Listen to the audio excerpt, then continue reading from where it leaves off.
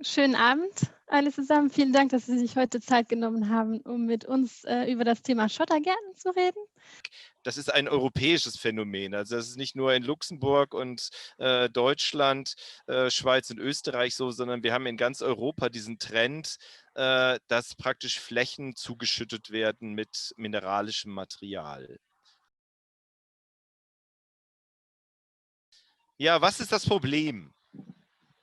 Also letztlich sind es ja mehrere Probleme zusammen. Wir haben auf der einen Seite ist es eine gigantische Ressourcenverschwendung, weil wir Material brechen, transportieren und Flächen zuschütten, ähm, ohne dass das notwendig ist. Gleichzeitig bekommen wir immer mehr auch Probleme. Wir haben ja auch das Problem, dass viele Materialien mittlerweile, also zum Beispiel Sand, haben wir ja schon alle von gehört. Sand ist ein Baustoff, der mittlerweile rar wird, also der selten wird. Und es macht also überhaupt keinen Sinn, diese mineralischen Materialien auf diese Art und Weise zu verschwenden, denn sie werden da nicht ewig liegen. Das kann man mit großer Sicherheit schon voraussagen.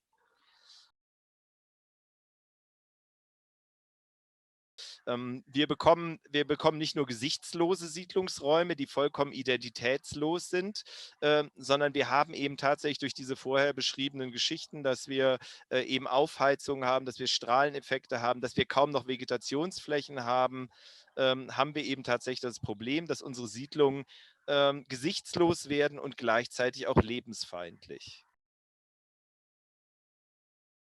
Also wir bekommen im Sommer an dem gleichen Tag haben wir zwischen 26 und 31 Grad unter Bäumen, während wir auf den unbeschatteten Flächen bis zu 60 Grad auf der Asphaltfläche haben. Also das kommt ja auch in den Siedlungen noch alles dazu. Also wir haben zu den Schottergärten eben auch die ganzen Einfahrten, wir haben die Infrastrukturflächen, die Straße, und das sind alles Flächen, die tatsächlich Wärme speichern und dann abstrahlen und letztlich das Ambiente im Siedlungsraum eben unerträglich machen können, gerade im Sommer.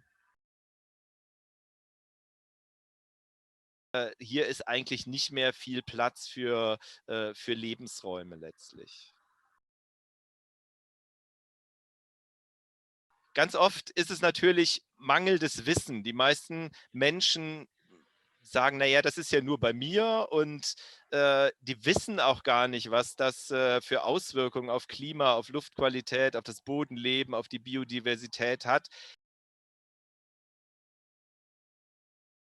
Auch der Kies schützt vor Pflege nicht und der Schotter ganz im Gegenteil. Äh, Auch wenn man Kies und Schotter nicht pflegt und reinigt, dann sammelt sich da organische Substanz an, dann fliegen Samen ein, die Vögel tragen Samen ein, die brauchen die ja nur fallen lassen, die brauchen die ja gar nicht, brauchen sich da ja gar nicht hinzusetzen.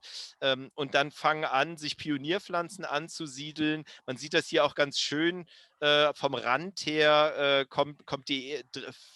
fängt der Kies an zu vererden und da fangen an, die Pflanzen drin zu wachsen.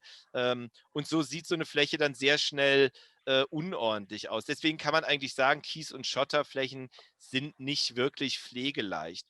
Der Rückbau dieser Flächen ist einfach teuer und aufwendig. Ja, große Frage. Wie sollen Kommunen handeln?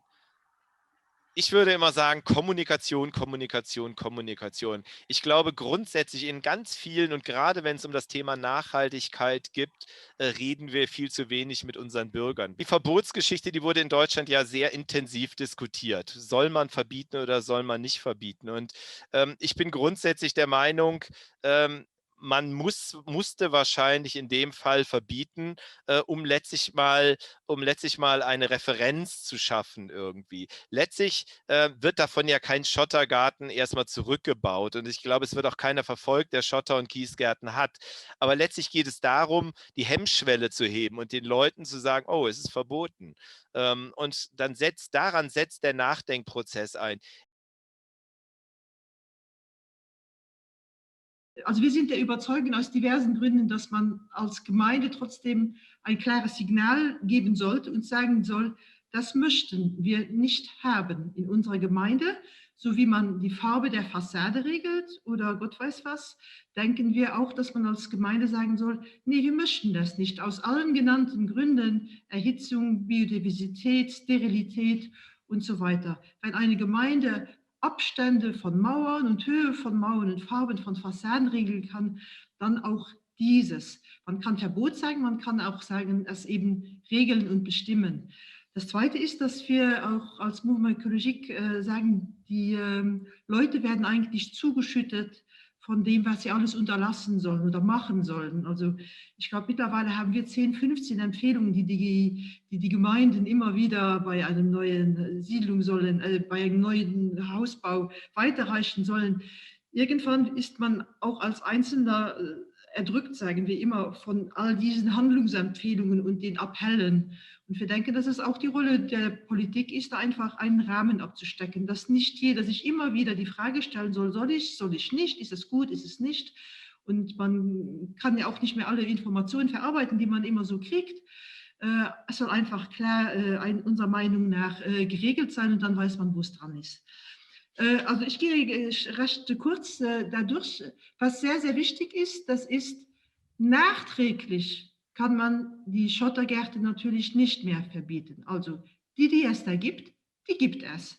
Und da kann man jetzt nicht sagen, okay, die müssen weg. Es ist jeder Gemeinde erlaubt zu sagen, ab jetzt gibt es in bestehenden Vierteln, hatten wir gerne bestimmte Bestimmungen, dass Schottergärten zu einem gewissen Teil unterbunden werden, dass Versiegelungsvorgaben gemacht werden.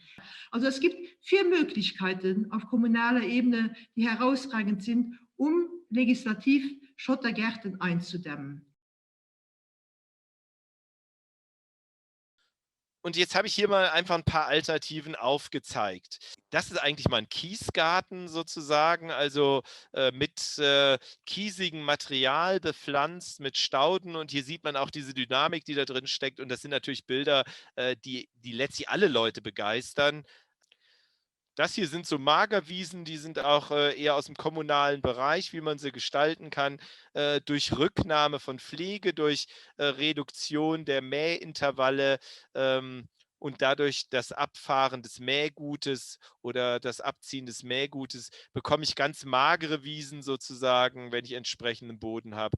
Und das ist dann wirklich, das ist biologisch, ökologisch attraktiv und sieht eben auch noch sehr schön aus. Staudenpflanzung, sowohl im Garten als auch im kommunalen Bereich. Oder das ist hier Schotterrasen. Also das sind praktisch Flächen, die wenig genutzt werden und die man dann letztlich so ganz unterschiedlich hier angelegt, letztlich auch mit Pflanzen bewachsen lassen kann, wo die Pflanzen aber nie so richtig hoch werden, sondern letztlich nur den Boden bedecken. Da entstehen aber auch ökologisch ganz spannende Geschichten, die durchaus auch direkt im Siedlungsraum, also das links oben ist zum Beispiel an der Schule, Schulhöfe sind da auch einfach ein schönes Ding oder Kindergärten, wo man tatsächlich auch so naturnah gestalten kann und letztlich vielleicht auch den Kindern wieder ein Stück Natur und Natursozialisation wieder zurückgeben kann.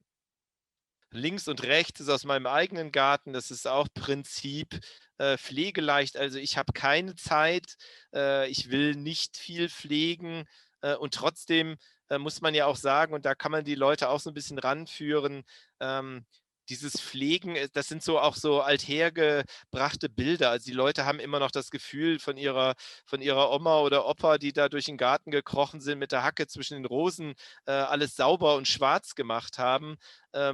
Und Gartenpflege heute würde ich sagen, das ist eher was Meditatives. Das ist eher Gartenarbeit mit einer Auseinandersetzung, Entschleunigung, runterkommen aus dem Alltag. Und genau sowas kann man hier haben. Also ich muss hier nicht zwanghaft pflegen, sondern ich schneide hier mal was weg oder ich verändere hier mal was, muss das aber nicht machen, sondern ist tatsächlich eher was Meditatives. Und trotzdem bleibt die Sache immer attraktiv, immer ökologisch wertvoll und auch einfach schön.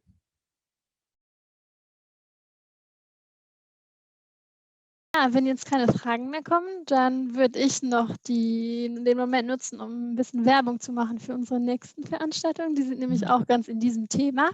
Und zwar starten wir am 25. Februar unsere Webinarreihe zum Thema Migrings und den Dörfer stiert, also mehr Vegetation in unseren Dörfern und Städten.